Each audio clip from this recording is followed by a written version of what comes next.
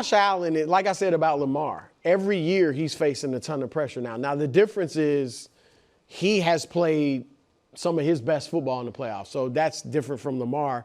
So I'm going to go with McDermott because if they, let's say they have next season ends almost exactly like this past season did. You're not getting rid of Josh Allen. You stick with Josh Allen, but at some point, they may feel like, even if your coach is good and McDermott is good, sometimes it's like when we keep getting close, but we can't get over the hump. We just saw it with the Knicks and Tom Thibodeau, whether you agree with it or not. Like, this is what happened. Andy Reid, now I know his last year there in Philly was bad, Tony but Dungy he kept getting close. Yes. Like, I mean, even go to John Elway, Dan Reeves was a really good coach. And they got moved on from him, had Wade Phillips, and then Mike Shanahan comes in. So you're never getting rid of your franchise quarterback if he's that good. So the coach, even if he's good, and McDermott's done a very good job.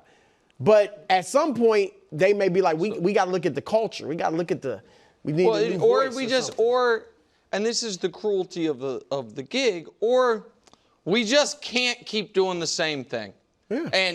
And so to Chadia's point, here's the numbers. Because this is the Bills' defense has been the opposite of the early Spags Chiefs defenses, where they were bad in the regular season and then stepped up in the playoffs. The Bills' defense is excellent every regular season. Yep. And then every playoff loss, they give up a 30-piece, basically. 29 or 20 is a big number. And it's always against an elite quarterback. That's usually Patrick, but it was also Burrow once. And was it Lamar once as well? No. And that solves them to a degree. So, like, that's what it's been. And then there is, I've brought this stat up a number of times over the years. Scott Kazmir, it's kind of his stat. He's the only person I've ever seen, like, publicize it. But there is no coach-quarterback combo in the history of professional football that went on to win a Super Bowl together that did not win their first one together in their first 5 years. So every coach-quarterback combo ever that has won any Super Bowls together won at least one in their first 5 years. This is year 8 for Josh and McDermott and Lamar and Harbaugh. I was wondering why Harbaugh always. Yeah, no, Lamar and Harbaugh as well. I mean, we got to put in a little bit of context. That stat may be true, but you also look at the coach and quarterback that have won 3 Super Bowls in that realm, and that's the issue. That's the issue here. It's 4 out of the 5 games have been against Kansas City, so it's not necessarily solving the defensive problem. It's solving the defensive problem against the Kansas City Chiefs, which a lot of people have had a hard time dealing with. And you could say, yeah, maybe they're playing poorly in the playoffs, or maybe Kansas City plays better in the playoffs than you know. So it's a little bit of both. Well, look, it's a problem when you have one of the greatest all-time players on a team that's in your conference, and you've got to deal with them. You've got to keep trying new things, and to some degree, you've got to draft and build your free agency based on how are we going to beat Kansas City. They tried that. That was like the Von Miller thing. Yeah, which I totally get, but just because you tried it once and it didn't work, the problem hasn't gone away. They're still there. You've got to try some other things, because until you solve that problem, it's 4 out of 5 games are against the Chiefs. But so I agree with almost everything Bruce said. I do think Sean McDermott's a good coach. I think he's proven that. And I don't think you would necessarily even be likely, so this might sound dumb, to get better at head coach if you fired him. But if they play the Chiefs in the playoffs again, and they lose to the Chiefs again, I don't know how you can go into 2026 and be like, keeping it the same, boys. I don't know. You know what it just seems like you almost, to give your team a reason to believe this year will be different. Yeah. Like the Ravens did that last year, in my opinion, by adding Derrick Henry. You know what I mean? Yes. Like it was a significant enough addition where it's like, you know what? We're going to have something. We lost in the playoffs because we didn't run the ball. What if we add this badass running back and but whatever? To some degree, they did do that. And then because they did do that, then you've got to take a step back because when you spend like that. Oh, when they went and got Von Miller? Yeah, you go and get some players and you take that swing, that for the fences, and then eventually you got to pay that bill. And they paid the bill and still had success. It's easy to get rid of guys, and it's easy to put it into one context. But without looking at it in relationship to how successful Kansas City's been, I don't think it's a fair I don't think it's fair either. I just think there's a weird thing psychologically. Like, McDermott got fired by Reed. Josh has always been measured against Patrick. They clearly there's one other thing I want to say about this specific matchup. I think Buffalo makes a mistake by caring as much as they do about the regular season matchup with the Chiefs when the Chiefs clearly are going a different way and they haven't learned from it. I think that because there's seeding on the line and because of all these things, I think the Chiefs and their coaching staff get every year an honest blueprint of how Buffalo thinks they can beat us. And the Bills go into the playoff game totally blind on what the Chiefs actually think can beat Buffalo because the Chiefs don't treat the regular season matchup the way Buffalo does. And I think it's a risky thing, you know what I mean, to not give it your best tactical effort in the regular season. But when it has been every year the Bills beat the Chiefs in the regular season and every year the Chiefs beat the Bills in the playoffs, the sample size is getting big enough to where you think maybe they need to change that up. You buy that, Coach? What are you supposed to do? I just don't think that you can go through the regular season. Kansas City may be able to go through the regular season and assume we're going to be deep into the playoffs. I don't know if Buffalo has that luxury. And especially last year, when you look at last year, and I was as guilty of this as anybody, I thought that was going to be a rebuilding year. I thought the loss that they had at wide receiver was going to set them back. And they overachieved, in my mind, as to where they were. So when you play a team like Kansas City and you have an opportunity to win that game, you're going to take that opportunity because they're not like Kansas City. They can't guarantee that they're necessarily going to be in the spot. Segment.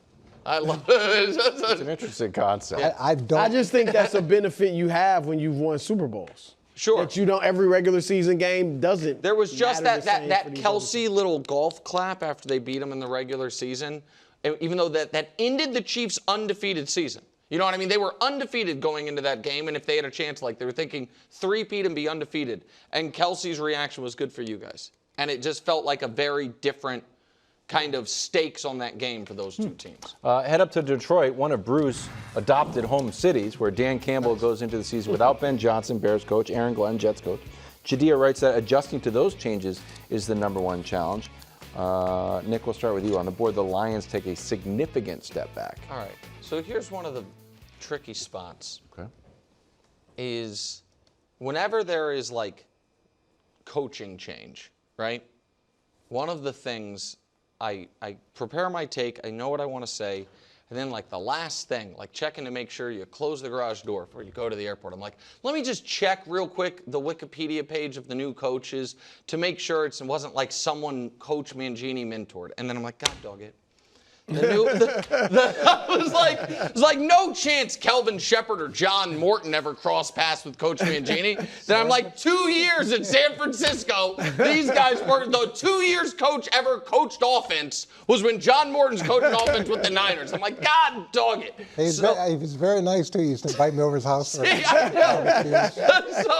guy. So I say that with a little trepidation. But even though Wilds all of a sudden has totally done a 180 on Ben Johnson, I think Ben Johnson was great for that team. I do too. And was an excellent offensive coordinator and got the absolute best out of Jared Goff. And the way they built that offensive line helped Jared Goff a ton. The interior of that offensive line is now totally different with a retirement, a loss in free agency. So that could go from strength to weakness. And for John Morton, who this is his first NFL coordinating job, and their defensive coordinator, he's never been a coordinator at any level, that concerns me. Wait, wasn't Johnny the offensive coordinator at the Jets? Maybe I have it wrong. I thought this was John Morton, but the DC I think is new. The DC, I know it's his first coordinator job, and John Morton with maybe I have it wrong. You probably know better than me. That just concerns me. So that going from I thought excellent to new is a real reason for concern. But when Ben Johnson and Aaron Glenn got there, wasn't that their first gig? Yeah, but those guys ended up being great. Like Right, I'm not but saying I'm just they saying- can't be great. I'm saying it is a huge risk going from what they had to what they have now. It is, and anytime you have to turn over both coordinators, it's a problem, and you're concerned about it, and you've got a new human being with his new tendencies and his new relationships and his new view of the game that's being inserted into your program. Now the nice thing about this situation is John does have a relationship with the head coach, which is positive, and the head coach has set a very strong foundation in place, which is also positive. And we saw that Philly could use 2 new coordinators in a positive way, which you really you haven't seen a lot of that over the history of the NFL, where both guys get swapped out and you have the success that Philly had. So at least they've sort of changed that narrative to some degree. Look, it's not great to have to change over both guys, but I like the continuity that they have in general organizationally and the strength of the head coach. A significant step back to me is 10-7 and barely get into the playoffs. 11-6, I don't expect them to win 15 games or even 14 games. 11-6 to me and making the playoffs, I don't view as like a big step back. To me, for the Lions, the key is just getting in the playoffs. And I mean, again, 10-7, you kind of limp in, so you don't feel as good. But if you have a good regular season, particularly with their schedule, then I think I don't think that's really a big step back. And I get it with the coordinators, but you got the same quarterback. You got the same running back. Jahmyr Gibbs might be better, than he was last year. You got the receivers. I think Jameson is going to take a step.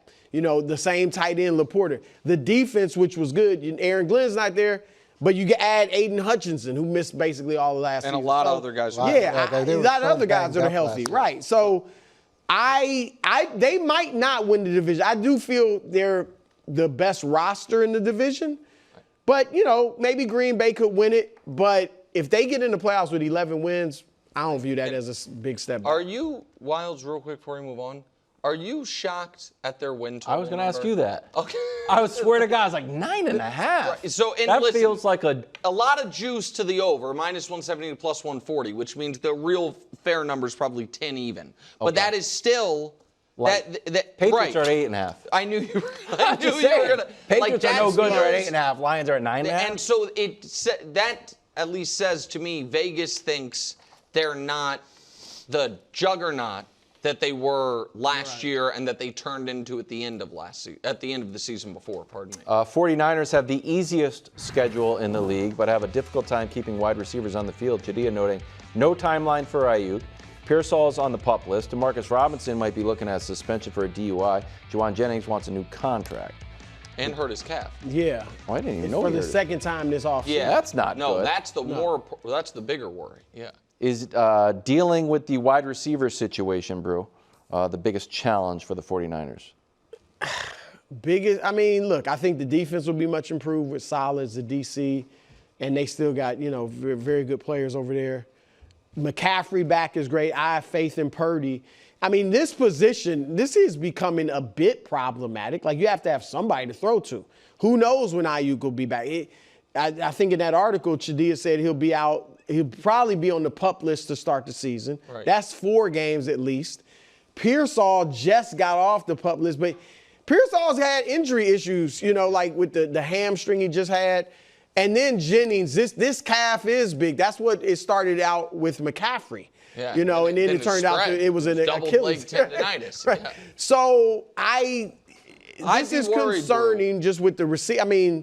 You need some solid receivers to throw to. I'm not as concerned about the receiving core. And is the Juwan Jennings calf, is that truly a calf injury, or is that a He was practicing. calf/contract injury? Right. That's what I wasn't sure about. I read it as an actual injury because maybe I'm wrong. Like, I'm not there, but I read that it was something he dealt with in OTAs, and then it got him again. And I'm not trying to stir it up, but typically if a guy wants a contract and isn't getting a contract, sometimes those older injuries tend to You flare may up. be better off if it's that. If Yeah. you're the Niners. Where my biggest concern with San Francisco isn't just the receiving group; it's collectively the whole team. What do we talk about every year with them? Is the injuries they're dealing with, and it seems like the rare year where they don't have injuries, they go deep into the playoffs. But it's every like every other year almost, yeah. It's not one or two guys; it's 7 or 8 guys. It's a ton of guys and a ton of missed time. That to me is the bigger concern as opposed to just the wide receiver group themselves. Yeah, I think anytime you go from having one of the deepest groups in the league to one of the thinnest, Position group? Yeah, exactly. It can be a culture shock for everyone involved, for the coach, for the quarterback, for McCaffrey, and for all of it. Because when they went to the Super Bowl, Ayuk was playing some of his best football. Debo, I understand, wasn't, peak Debo, but was still excellent. Kittle, I think, who's still there and still very good, but I think it's fair to say probably a little better 2 years ago than he is now. Juwan Jennings was coming on as the best version of himself.